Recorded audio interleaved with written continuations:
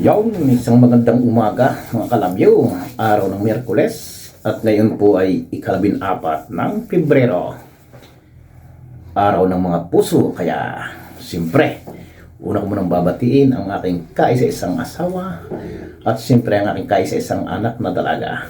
Happy Valentine from Calabio.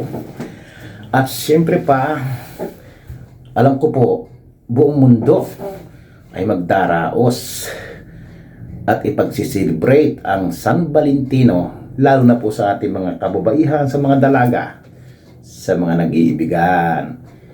May kaunti lamang pong paalaala si Calabio sa ating mga dalaga. Alam po natin na mga babae ay ang marami ay makikipag-date ngayong Valentine. At yan ang hinihintay namin mga lalaki. Ika nga ng taga Batangas, dumating na ang pagkakataon. Kaya paalala lang po, huwag tayo gaanong katitiwala sa ating mga kadate at baka po tayo ay mabudol. Alam nyo naman, ika nga taga Batangas, mahirap isuko ang bataan na Diyos ko po Rode. Alam nyo ga mga lalaki, ngayong Valentine, kaya ni maaga pa'y liligo na. Ika ang taga Batangas, agad ihaliga pang panghilor na medyo magastang. At gaiir-iri ng kilikirit mga alak-alakan riya, mga singit-singit, at siguradong medit nga mamamaya. Ay, bago ay bibili ng 3 rosas na pulang-pula. Yang rosas na walang bango. At ibibigay sa kanyang ikang nililiyan. Nakaw, minsan may paglor-lor pa. Bago gahahalik-halikan ng kamay ng dalaga diyang tikwaso ng ilong diyang aking may turiting kambeng ay turo lang buntot. Sari-sari naman.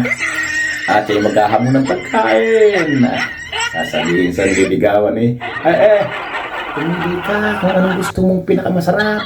Ayuntay ka mat doon naman nakatingin sa presyo at kami kinukuwintat ika na may mamaya may lakar pa. Ari taga Batangas na rin. Sadyang gayan mga pitik. Ang matindi nito ay paglabas ng restaurant, sasabihin sa liligawan kung kayo sa naiibig na Ito ikang ating matagal na hinihintay. Kita na may pupunta sa isang alam nyo na yon, tatawagin ng taxi o kaya ikipahasakin lang sa motor. Kita kay alam mo na, madali lang, 3 hours lang. Ay, naku po, mga kalabyo. Ingat tayo riyan. Kumbaga sa halamanan, magulo ng kamutihan, magulo ng tangtungan. Huwag lang mayasak ang manian. Ako, Diyos ko puro de. Pag mayasak ang manian, hindi ko totoong lalaman. Lumaman may katas. Lumaman may yatas. Kaya, ang akin mo na paalalaang, ika nga taga Batangas hayain ng sukatin ang lapad ng lupa. Ay, huwag lang totoong susukatin ang lalim at delikato tayo riyan. Diyos ko puro de. Ika nga. Kaya, yun naman ang aking ipaalaalaang. At yan, pwedeng mangyari. Pwedeng naman hindi. Ito pong aking ikwento lang at katang isip na pwede naman tunay na maganap. Kaya, kung tama po ay akin at kung mali naman ay kikalabyo na lang ang akin na pulaang. Paalaala lang po. At sinisigurado ko, kung nung bagong taon ay mahigpit ang putukan, ngayong Valentine, mahigpit ang pusngatan. Kaya ingat-ingat din sa mga tatamis na dilariyan. Nako, sasabihin ikaw laang sa mouth.